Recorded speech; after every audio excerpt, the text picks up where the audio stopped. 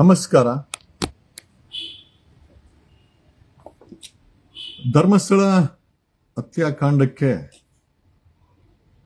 ಒಂದು ಶಕ್ತಿಯನ್ನ ತುಂಬಿದ್ದು, if I am not wrong, Soujanya ಪ್ರಕರಣ ಅಂತಾನೆ ಹೇಳಿದ್ರೆ ತಪ್ಪಾಗಲಾರದು. ಇನ್ಫ್ಯಾಕ್ಟ್ ನಾವುಗಳೆಲ್ಲ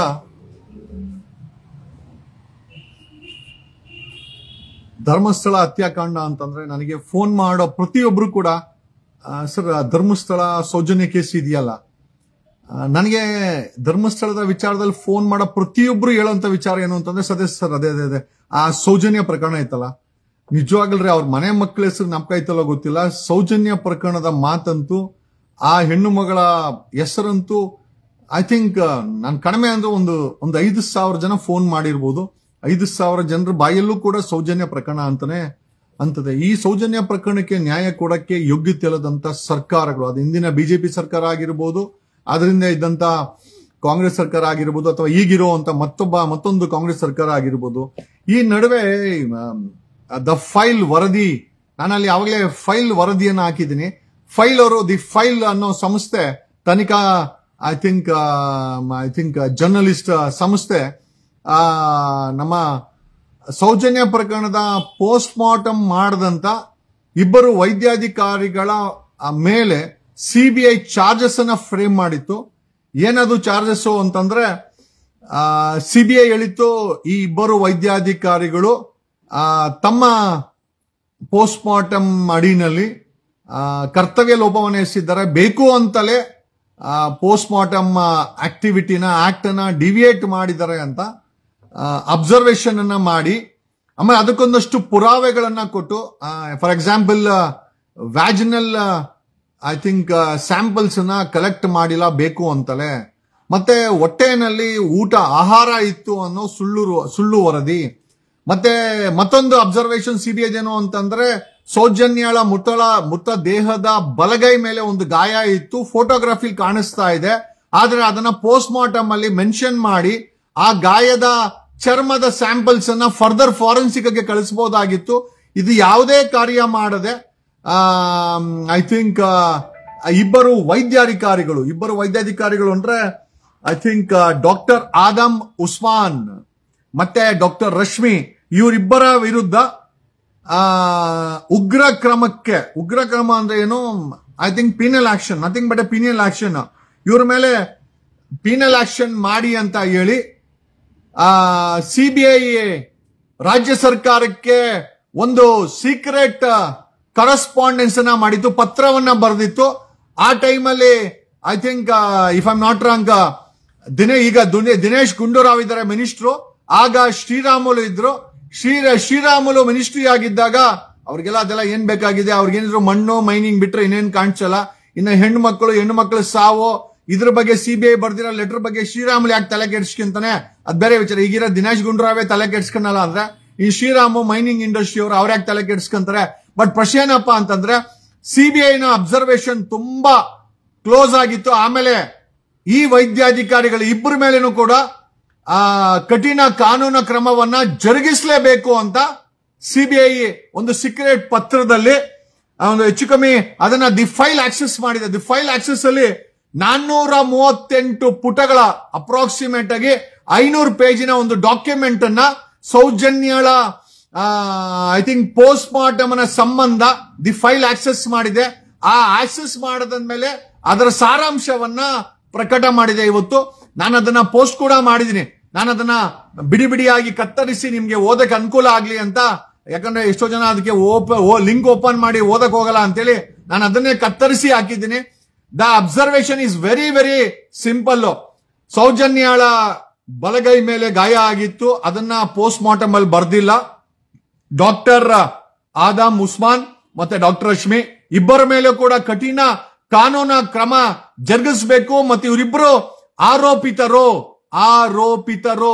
ದೇ ಆರ್ ಅಕ್ಯೂಸ್ಡ್ ಅಂತ ಹೇಳಿ ಸಿಬಿಐ ಅಬ್ಸರ್ವೇಷನ್ ಮಾಡಿ ರಾಜ್ಯ ಸರ್ಕಾರಕ್ಕೆ ಇವರಿಬ್ಬರ ಮೇಲೆ ಕಠಿಣ ಕಾನೂನು ಕ್ರಮವನ್ನ ಜರುಗಿಸಬೇಕು ಅಂತ ಮಾಡಿದಂತ ಕರೆಸ್ಪಾಂಡೆನ್ಸ್ ಅನ್ನ ಇಟ್ಕೊಂಡು ರಾಜ್ಯ ಸರ್ಕಾರ ಕ್ರಮ ಜರುಗಿಸಬಹುದಾಗಿತ್ತು, ಬಟ್ ಅದನ್ನ ಮಾಡಿಲ್ಲ. ಶ್ರೀರಾಮುಲು ಅವಾಗ ಬಿಜೆಪಿ ಸರ್ಕಾರದ Sriramulu I think if I am not wrong minister ಆಗಿದ್ರು. ಆವಾಗ ಒಂದು ಗೇಮ್ ಆಡುತ್ತೆ ಸರ್ಕಾರ, ಏನು ಅಂತಂದ್ರೆ ಒಂದು ಇಂಟರ್ನಲ್ ಡಿಪಾರ್ಟ್ಮೆಂಟ್ ಅಲ್ಲಿ ಎನ್ಕ್ವೈರಿ ಮಾಡ್ತೀವಿ ಅಂದ್ರೆ ಸಿಬಿಐ ಅಬ್ಸರ್ವೇಷನ್ ಒಂದು ಡಿಪಾರ್ಟ್ಮೆಂಟ್ ಅಲ್ಲಿ ಎನ್ಕ್ವೈರಿ. ಅದಕ್ಕೆ ಇವರು ಅಪಾಯಿಂಟ್ ಮಾಡಿದ್ದು I think justice PN Raju, ಜಿಲ್ಲಾ ಐ ಥಿಂಕ್ ಜಡ್ಜ್ ಒಬ್ಬರನ್ನ PN ರಾಜು ಅವ್ರನ್ನ ನೇಮಕ ಮಾಡ್ತಾರೆ. ಒಂದು ಟೆಕ್ನಿಕಲ್ ಎಕ್ಸ್ಪರ್ಟ್ ಬೇಕಲ್ಲ, ಟೆಕ್ನಿಕಲ್ ಎಕ್ಸ್ಪರ್ಟ್ ಆಗಿ ಡಾಕ್ಟರ್ ಭೀಮಪ್ಪ ಹಾವನೂರು ಇವರನ್ನ ಅಪಾಯಿಂಟ್ ಮಾಡ್ತಾರೆ.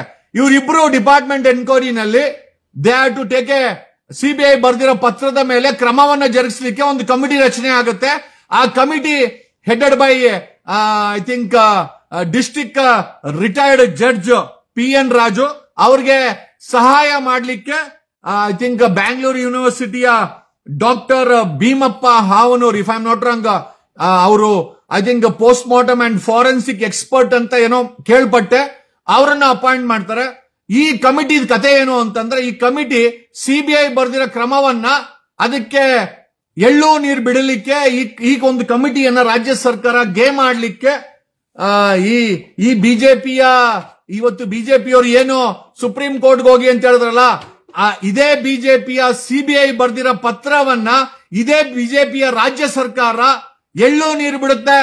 ಈ ಇಬ್ಬರು ವೈದ್ಯಾಧಿಕಾರಿಗಳ ಮೇಲೆ ಕ್ರಮನೇ ಜರುಗಿಸಲ್ಲ, ಒಂದು ಇಂಟರ್ನಲ್ ಕಮಿಟಿನ ಅಪಾಯಿಂಟ್ ಮಾಡ್ತಾರೆ. ಆ ಕಮಿಟಿನಲ್ಲಿ ಜಸ್ಟಿಸ್ PN ರಾಜು ಅವರನ್ನ ರಿಟೈರ್ಡ್ ಜಡ್ಜ್ ನ ಅಪಾಯಿಂಟ್ ಮಾಡಿ ಒಬ್ಬ ಟೆಕ್ನಿಕಲ್ ಎಕ್ಸ್ಪರ್ಟ್ ಡಾಕ್ಟರ್ ಭೀಮಪ್ಪ ಆವನೂರನ್ನ ಎಕ್ಸ್ಪರ್ಟ್ ಮಾಡ್ತಾರೆ. ಆವನೂರ್ ಅವ್ರಿಗೆ ಡಾಕ್ಟರ್ ಭೀಮಪ್ಪ ಆವನೂರ್ ಅವ್ರಿಗೆ ಈ ಫೈಲ್ಗಳನ್ನೇ ಕೊಡಲ್ಲ, ಪೋಸ್ಟ್ ಮಾರ್ಟಮ್ ರಿಪೋರ್ಟ್ ಅನ್ನ ಕೊಡಲ್ಲ. ಒಬ್ಬ ಡಾಕ್ಟರ್ ಭೀಮಪ್ಪ ಆವನೂರು ಎಕ್ಸ್ಪರ್ಟ್, ಅವರು ಈ ಒಂದು ಡಿಪಾರ್ಟ್ಮೆಂಟ್ ಎನ್ಕ್ವೈರಿನಲ್ಲಿ ಅವ್ರ ಒಪಿನಿಯನ್ ಫಾರ್ಮ್ ಮಾಡಬೇಕು ಅಂದ್ರೆ ಅವರಿಗೆ ಕಡತಗಳು ಕೊಡ್ಬೇಕಲ್ಲ.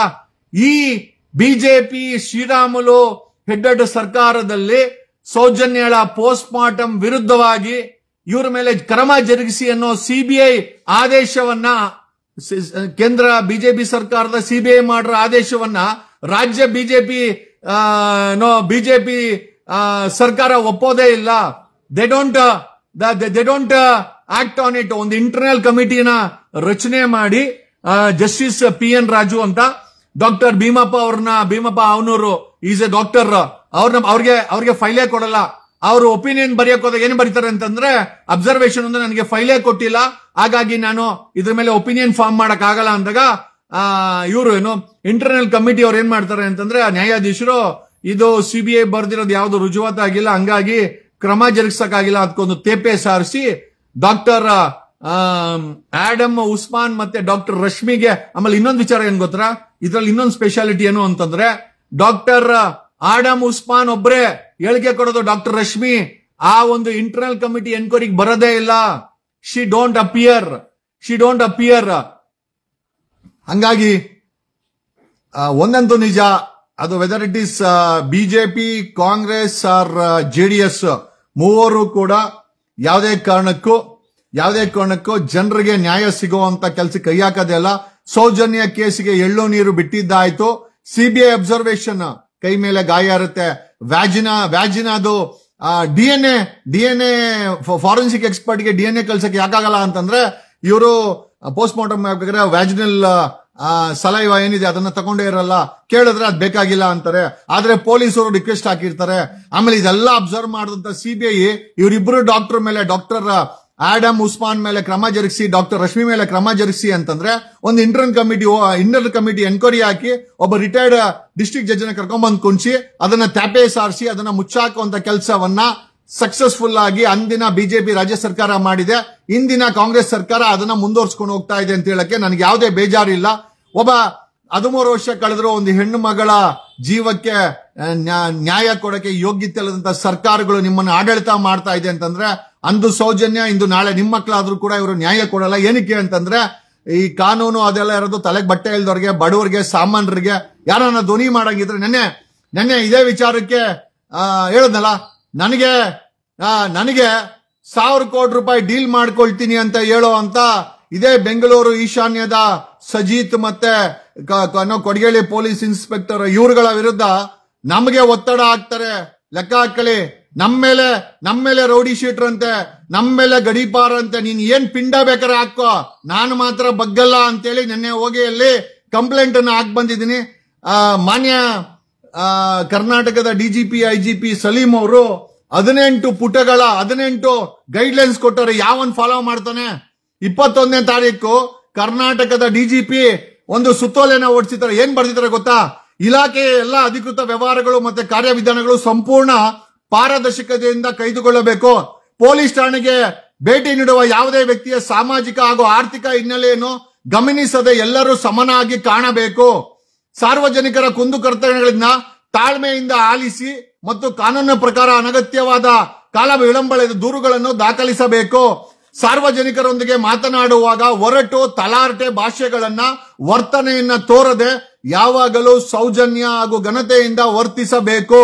ಯಾವುದೇ ಸಂದರ್ಭದಲ್ಲೂ ಯಾವುದೇ ವ್ಯಕ್ತಿ ಅಥವಾ ಸಂಸ್ಥೆಗಳಿಂದ ಯಾವುದೇ ರೀತಿಯ ಬೇಡಿಕೆ ಇರುವುದು, ಲಂಚ ಕೇಳೋದು, ಆಮೇಲೆ ಪೇಪರ್ ತಗೊಂಬನ್ನಿ ಅನ್ನೋದು, ಪ್ರಿಂಟರ್ ಖಾಲಿ ಆಗಿದೆ ಅದಕ್ಕೆ ರೀಫಿಲ್ ಮಾಡ್ಕೊಂಬನ್ನಿ ಅನ್ನೋದು, ಟೀ ಕುಡ್ಸ ಕಾಸು ಕೊಡಿ ಅನ್ನೋದು, ಪೇಪರ್ ತರ ಕಾಸು ಕೊಡಿ ಅನ್ನೋದು, ಸಾಹೇಬ್ರು ಕೇಳ್ತಾರೆ ಲಂಚ ಕೇಳೋದು, ಇದನ್ನ ಯಾವುದನ್ನು ಮಾಡಂಗಿಲ್ಲ. ಡಿಜಿಪಿ ಅವರ ಹೇಳಿಕೆ. ಕರ್ತವ್ಯದ ಸಮಯದಲ್ಲಿ ಮುಗಿದ ನಂತರವೂ ಕೂಡ ನೈತಿಕವಾಗಿ ಇತರರಿಗೆ ಮಾದರಿಯಾಗುವಂತೆ ಇದ್ದು ಇಲಾಖೆಯ ರೀತಿ ನಿಯಮಗಳನ್ನು ಎತ್ತಿ ಹಿಡಿಯಬೇಕು. ಸ್ಟೇಷನ್ ಹೌಸ್ ಡೈರಿಗಳು ಮತ್ತು ಕೇಸ್ ಫೈಲ್ಗಳಲ್ಲಿ ನಿಖರ ಮತ್ತು ಹಿಂದೀಕರಿಸಿದ ದಾಖಲೆಗಳನ್ನು ಕಾಯ್ದುಕೊಳ್ಳುವ ಸ್ಟೇಷನ್ ಡೈರಿ ಅಂತ ಇರ್ತದೆ. ಇವನು ಅಲ್ಲಿ ಆಚೆ ಕಡೆ ಟಾಯ್ಲೆಟ್ ಮಾಡಕ್ ಹೋದ್ರು ಕೂಡ ಬರೀಬೇಕು, ಮಾಜರ್ಗೆ ಹೋದ್ರು ಕೂಡ ಬರೀಬೇಕು, ಒಂದು FIR ಆದ್ರೂ ಬರೀಬೇಕು, ಕಂಪ್ಲೇಂಟ್ ಆದ್ರೂ ಬರೀಬೇಕು. ಪ್ರತಿಯೊಂದನ್ನು ಕೂಡ ಸ್ಟೇಷನ್ ಡೈರಿನಲ್ಲಿ ಇವರು ನಿಯಮ ಪಾಲಿಸಲೇಬೇಕು. ಅದರಲ್ಲೂ ಕೂಡ ಗೋಲ್ಮಾಲ್ ಮಾಡ್ತಾರೆ ಇವರು, ಸ್ಟೇಷನ್ ಡೈರಿಯಲ್ಲೂ ಗೋಲ್ಮಾಲ್ ಮಾಡ್ತಾರೆ. ಓಕೆ ಅಲ್ಲ ಇದು. ಆಮೇಲೆ ಸಂತ್ರಸ್ತ ಮಹಿಳೆಯರು, ಹಿರಿಯ ನಾಗರಿಕರು, ಮಕ್ಕಳೊಂದಿಗೆ ವಿಶೇಷ ಕಾಳಜಿಯಿಂದ ವರ್ತಿಸಬೇಕು. ಎಲ್ಲಿ ವರ್ಸ್ತಾರೆ ಡಿಜಿಪಿ ಅವರೇ? ಒಬ್ಬ ಸೂರ್ಯನಗರದವನು 2 kg ಚಿನ್ನನ ಹೆಂಡ್ರಿಗೆ ಒಡವೆ ಮಾಡಿಸ್ಕೊಡ್ತಾನೆ, ಚಾಮರಾಜಪೇಟೆಯವರು ಡ್ರಗ್ ಮಾರ್ತಾನೆ, ಕೊಡಗೇಳಿ ಮುತ್ತುರಾಜು ರಿಯಲ್ ಎಸ್ಟೇಟ್ ಮಾಡ್ತಾನೆ, ದೇವನಹಳ್ಳಿ ಅಮ್ಮ ಪೋಸ್ಕೋ ಕೇಸಲ್ಲಿ 1 ಲಕ್ಷ ರೂಪಾಯಿ ಬೇಡಿಕೆ ಇಡ್ತಾಳೆ, ಮೈಸೂರು CCB ಇನ್ಸ್ಪೆಕ್ಟರ್ ಡ್ಯಾನ್ಸ್ ಮಾಡಿ ಗಲಾಟೆ ಮಾಡ್ತಾನೆ, ಆಮೇಲೆ ನೆನ್ನೆ ನೋಡಿದ್ರೆ DJ ಹಳ್ಳಿಯವನು ಲಾಡಿ ಬಿಚ್ಚವನೆ. ಏನ್ ಹೇಳ್ಬೇಕು? ಸಾರ್ವಜನಿಕರ ದೂರುಗಳ ಸ್ಥಿತಿ ಮತ್ತು ಬಾಕಿ ಇರುವ ಪ್ರಕರಣಗಳ ಕುರಿತು ನಾಗರಿಕರಿಗೆ ಮಾಹಿತಿ ನೀಡಬೇಕು. ಅಂದ್ರೆ RTI ಅಪ್ಲೈ ಮಾಡಿದ್ರೆ ಕೊಡ್ಲೇಬೇಕು ಇವರು.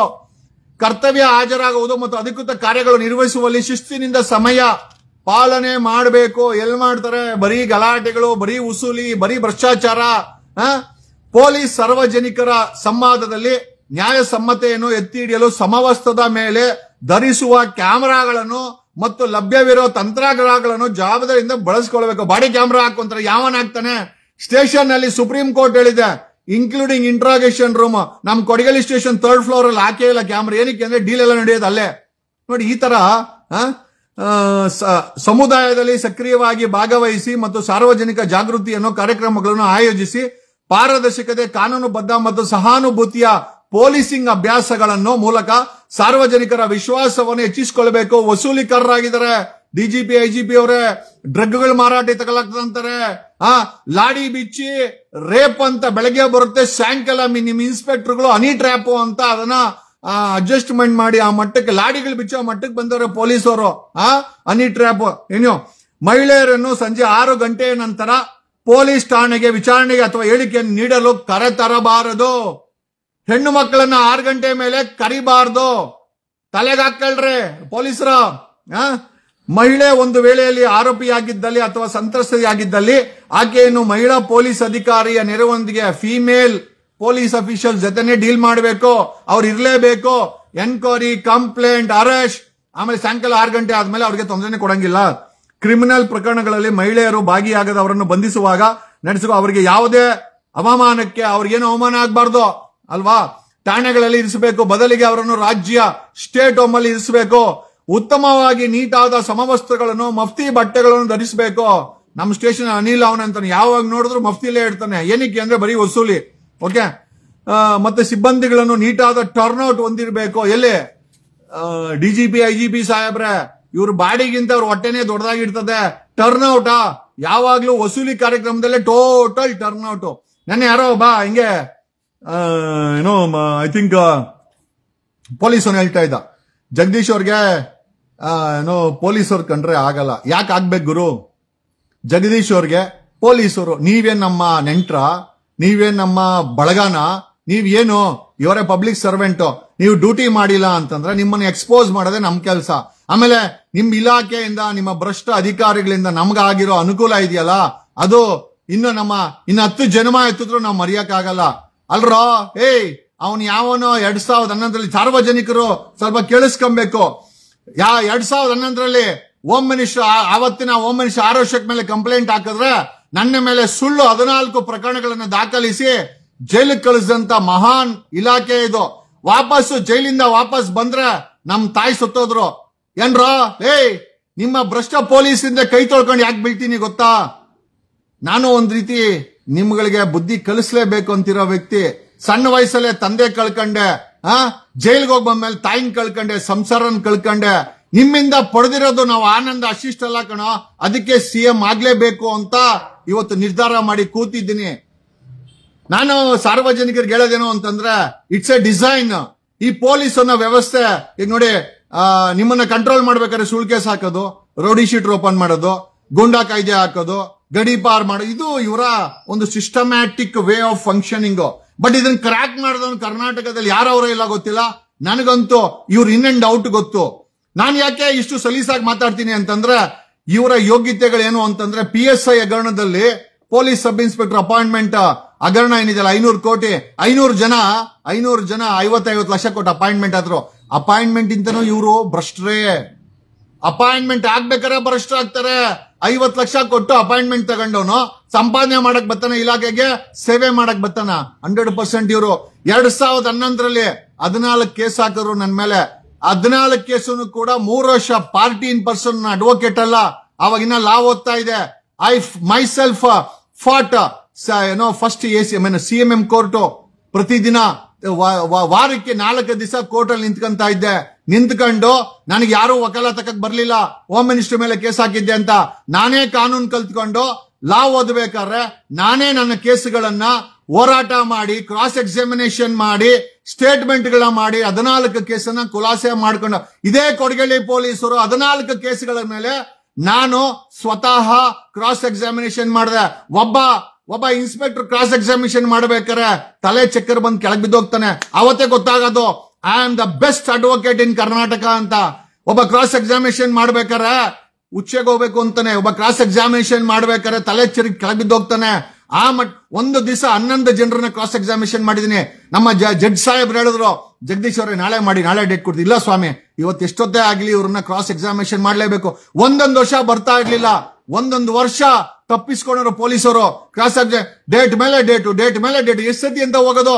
ನಾವು ಹೋಗಿಲ್ಲ ಅಂದ್ರೆ ವಾರಂಟ್ ಆಗೋದು, ಅವ್ರು ಬಂದಿಲ್ಲ ಅಂತಂದ್ರೆ ಇಲಾಖೆಯಲ್ಲೋ ಕೆಲಸ ಅಲ್ಲ.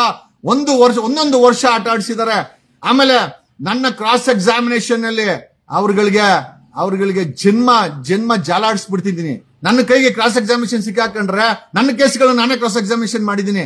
14 ಕೇಸುಗಳು ಖುಲಾಸೆ ಆಯ್ತು, ಡಿಸ್ಮಿಸ್ ಆಯ್ತು, ನನ್ನನ್ನ ನಿರಪರಾಧಿ ಅಂತ ಬಿಟ್ರು. ಅರ್ಥ ಆಯ್ತಾ? ಇವ್ರು ಆಗದಂತ ಇದೇ ಒಬ್ಬ ಹೋಮ್ ಮಿನಿಸ್ಟರ್ ಮೇಲೆ ಧ್ವನಿ ಮಾಡಿದ್ದಕ್ಕೆ ನನ್ನ ಮೇಲೆ ಆಗಿದ್ದು 14 ಕೇಸುಗಳು. ಅದನ್ನ ಖುಲಾಸೆ ಆಗ್ಲಿಕ್ಕೆ 3 ವರ್ಷ ತಗೊಳ್ತು. I Ghat my self. ನಾನೊಬ್ಬ ವಕೀಲನಾಗಿರ್ಲಿಲ್ಲ, ನಾನೊಬ್ಬ ಲಾ ಸ್ಟೂಡೆಂಟ್ ಆಗಿದ್ದೆ. ನಾನೇ ನನ್ನ ಕೇಸುಗಳನ್ನ ನಾನು ಕೋರ್ಟ್ಗಳಲ್ಲಿ ವಾದ ಮಂಡಿಸಿಕೊಂಡು ಪಾರ್ಟಿ ಇನ್ ಪರ್ಸನ್ ಗೆದ್ದು ಬಂದೆ. ನಾನು ಗೆದ್ದು ಬಂದ ಮಗ.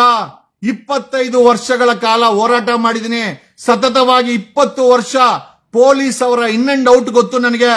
ನಿಮಗೆ ಪೊಲೀಸ್ ಅವರು ತೊಂದರೆ ಕೊಡ್ತಾ ಇಲ್ಲ, ಪರ್ಸನಲ್ ಆಗಿ ಅವನನ್ನ ವಾಚ್ ಮಾಡಿ. ನಾನು ನಿಮಗೆ ಕೊಡೋ ಅಂತ 2-3 ಹಿಂಟ್ಗಳು ಕೊಡ್ತೀನಿ. Especially KRS ಪಕ್ಷದವ್ರಿಗೆ.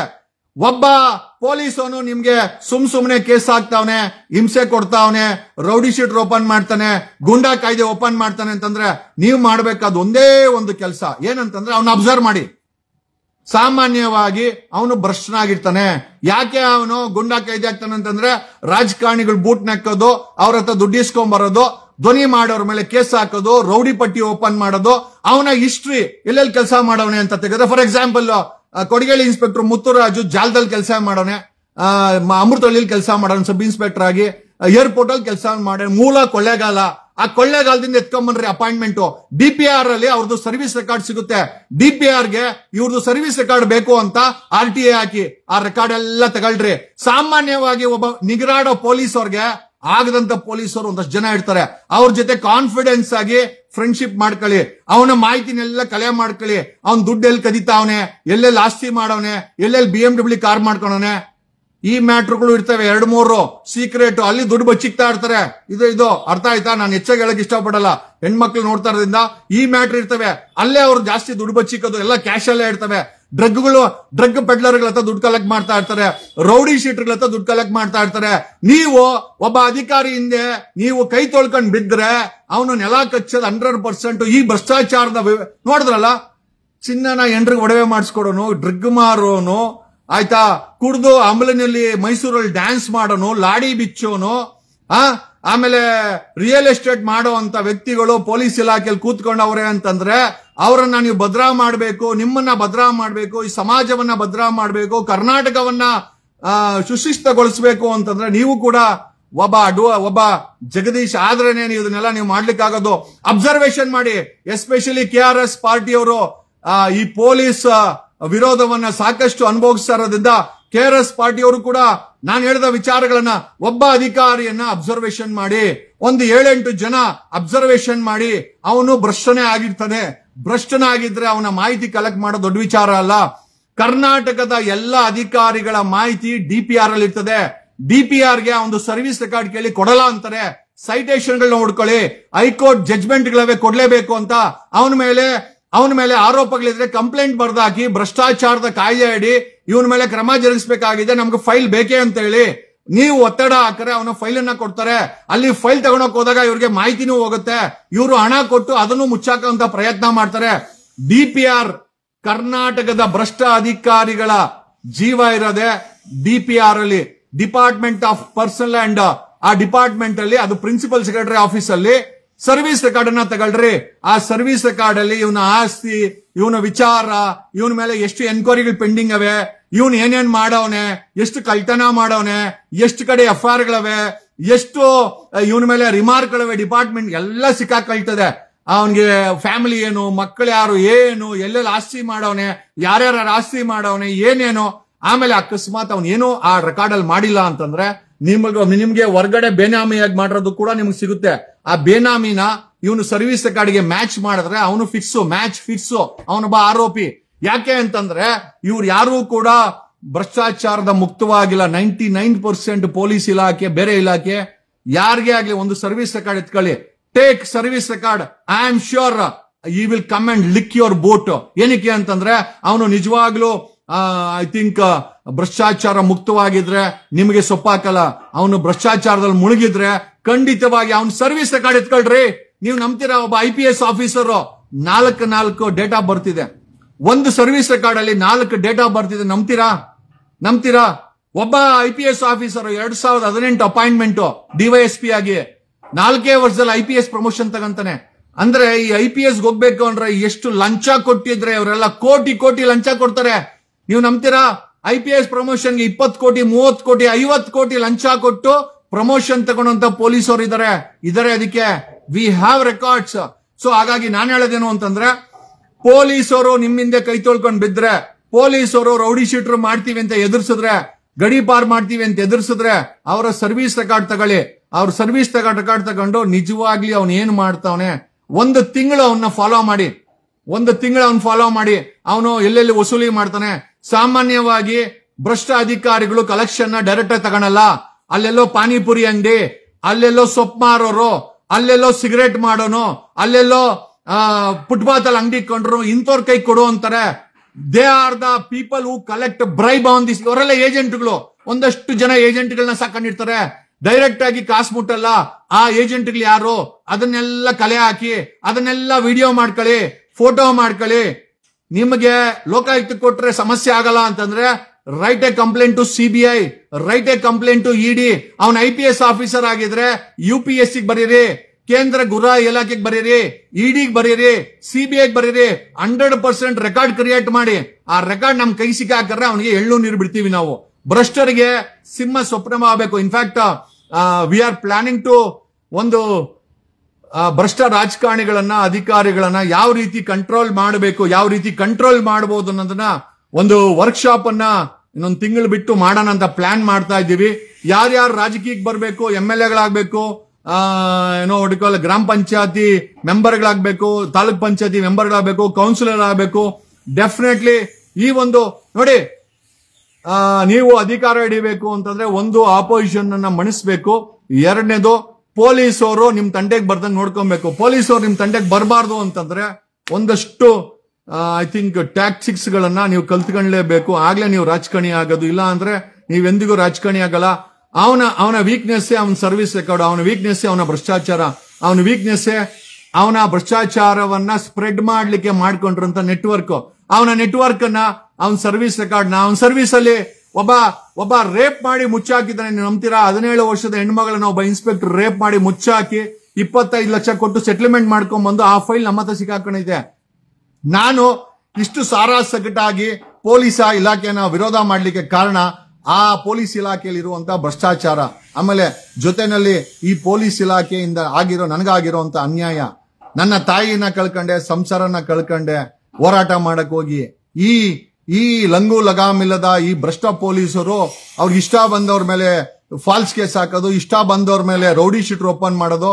ಏನಂಗಾರೆ ಮಾನ್ಯ DGP IGP ಸಲೀಂ ಅವ್ರೆ, ಏನ್ ಕರ್ನಾಟಕ ಪೊಲೀಸ್ ಇಲಾಖೆ ಸಾಮಾನ್ಯ ಜನರನ್ನ ರೌಡಿ ಶೀಟರ್ಗಳು ಮಾಡಕ್ಕೆ, ಗೂಂಡಾಗಳು ಮಾಡಕ್ಕೆ, ಗಡಿಪಾರ್ ಮಾಡಕ್ಕೆ ಈ ಭ್ರಷ್ಟ ಪೊಲೀಸರು ಬಳಸ್ತಾ ಇದ್ರೆ ಇವ್ರುಗಳನ್ನ ಕಂಟ್ರೋಲ್ ಮಾಡಕ್ಕೆ ಮೆಕ್ಯಾನಿಸಮೇ ಇಲ್ವಾ?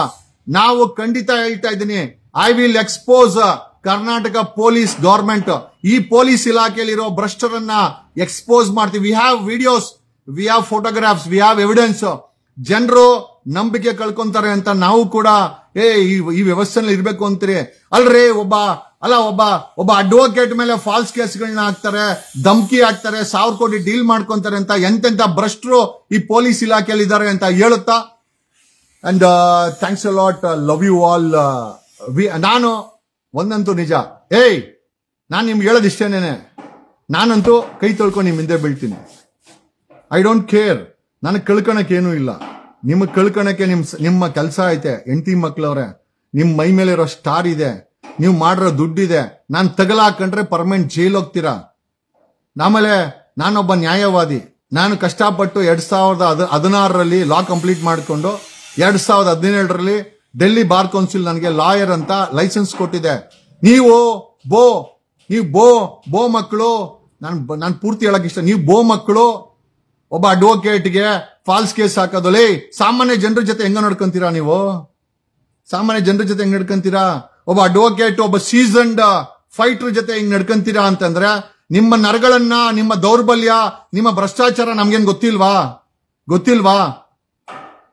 ಏನ್ ಸಲೀಂ ಅವ್ರಿಗೆ ಕಂಪ್ಲೇಂಟ್ ಕೊಡ್ಬೇಕಾ? ನಿಮ್ಮ ಹಣೆ ಬರ ಗೊತ್ತಿಲ್ವಾ? ತಿಕಾ ಬಿಟ್ಕೊಂಡ್ರೆ ಎಷ್ಟೋ ವಿಡಿಯೋಗಳಿವೆ.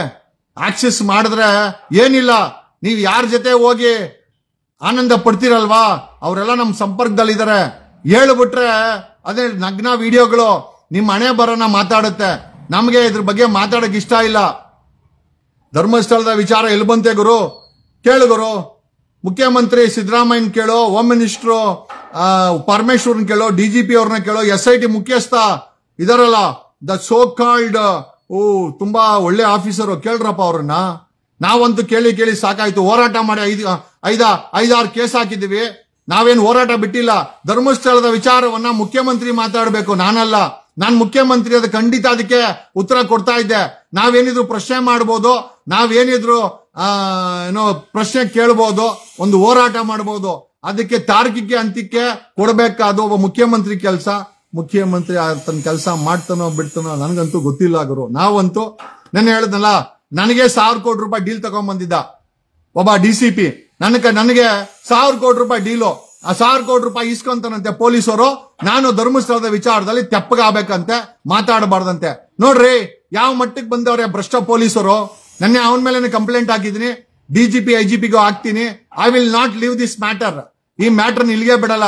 ಒಬ್ಬ ಅಡ್ವೊಕೇಟ್ಗೆ ಸುಳ್ಳು ಕೇಸ್ಗಳು ಹಾಕುವಂತರು ಸಾಮಾನ್ಯ ಜನರ ಜೊತೆ ಹೆಂಗೋ ನಡ್ಕೊಂತೀರಾ? ರೇ ಭ್ರಷ್ಟ್ರ, ಲಾಡಿ ಬಿಚ್ಚೋರ, ಕದ್ದಿದ ಚಿನ್ನದಲ್ಲಿ ಎಂಟ್ರಿಗೆ ಒಡವೆ ಮಾಡಿಸ್ಕೊಡೋರ, ಗಾಂಜಾ ಡ್ರಗ್ಸ್ ಮಾರೋರು, ರಿಯಲ್ ಎಸ್ಟೇಟ್ ಮಾರೋರು, ಪೊಲೀಸ್ ಸ್ಟೇಷನ್ಗಳ ದಂಧೆ ಹೌಸ್ಗಳನ್ನ ಮಾಡ್ಕೊಂಡಿದ್ದೀರಾ. ನಾಚಿಕೆ ಮಾನ ಮರ್ಯಾದೆ ಏನು ಇಲ್ಲ ನಿಮ್ಗೆ.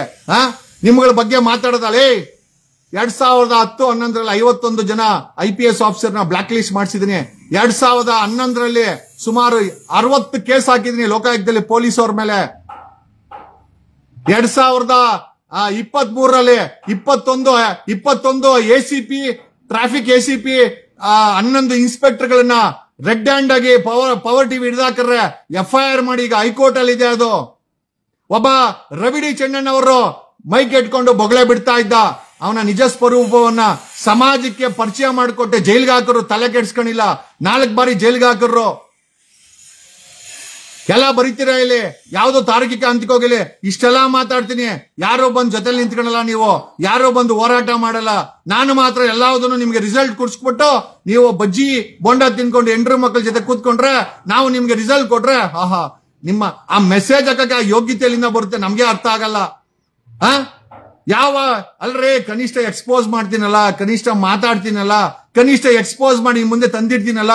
ತಾರ್ಕಿಕ ಅಂತಿಕೆ 6 ಕೋಟಿ ಕನ್ನಡಿಗರಿದ್ದೀರಲ್ಲ, ನೀವು ಮಾಡ್ಬೋದಲ್ವಾ? ಮಾಡಕ್ಕಾಗಲ್ಲ, ಯಾಕೆಂದ್ರೆ ನಿಮ್ಗೆ ಆ ಮೀಟ್ರ್ ಇಲ್ಲ. ಆದ್ರೆ ನಮ್ಮನ್ ಕೇಳೋದು, ನೀವ್ ಯಾವ ಕೇಸನ್ನು ತಾರ್ಕಿಕೆ ಅಂತ್ಯ. ಹೂನಪ್ಪ, ತಾರ್ಕಿಕ ಅಂತ್ಯಕ್ಕೆ ಅಂತ್ಯ. ಈ ಸಮಾಜನೇ ಅಂತ್ಯ ಆಗ್ಬಿಟ್ಟಿದೆ. ನೀವು ವೋಟ್ ಮಾಡ್ರೋ JDS, ಕಾಂಗ್ರೆಸ್, BJP ಅವರು ನಿಮ್ಗೆ ಮಣ್ಣು ತಿನ್ನಿಸ್ತಾವ್ರೆ, ಕಿತ್ತೇನೋ ಗುಂಡಿ ರೋಡ್ಗಳನ್ನ ಮಾಡಿಕೊಟ್ಟವ್ರೆ, ಭ್ರಷ್ಟಾಚಾರನ ತುಂಬಿ ತುಳುಗಿಸ್ತಾವ್ರೆ. ಧರ್ಮಸ್ಥಳದ ಕೇಸಲ್ಲಿ ಯಾವುದೇ ಕಾರಣಕ್ಕೂ ನ್ಯಾಯ ಸಿಗಲ್ಲ ಅನ್ನೋದು ಎಲ್ಲರಿಗೂ ಗೊತ್ತಿದೆ. ಆದ್ರೂ ಕೂಡ ನಂಬಿಕೆ, ನಮ್ಮೊಂದ್ CM ಆಗ್ಬೇಕು, ಅವ್ನ್ CM ಆದ್ರೆ ಏನ್ ಪ್ರಯೋಜನ? ನಿಮಗ್ ನ್ಯಾಯನೇ ಸಿಗಲ್ಲ, ತುಂಬಿ ತುಳುಕ್ತಾರ ಭ್ರಷ್ಟಾಚಾರ. ಯಾವನ್ CM ಆದ್ರೆ ನಿಮ್ಗೇನೋ, ನೀವೇ ದುಡಿಬೇಕು, ನಿಮ್ ಹೆಂಡ್ರು ಮಕ್ಳು ತಂದಾಕ್ಬೇಕು, ಅವ್ರ ಬಗ್ಗೆ ಹೊಗಳಾಡ್ಕೊಂಡು ಜೀವನ ಮಾಡ್ಬೇಕು. ಏನೋ ಇದನ್ನ ಹೇಳ್ಬೇಕಾದ್ದು ನನ್ನ ಧರ್ಮ, ಹೇಳಿದೀನಿ. ಕೇಳೋದು ಬಿಡೋದು ನಿಮ್ಮ ಕರ್ಮ. Thanks a lot. ಕಣ ಕಣದಲ್ಲೂ ಕನ್ನಡ.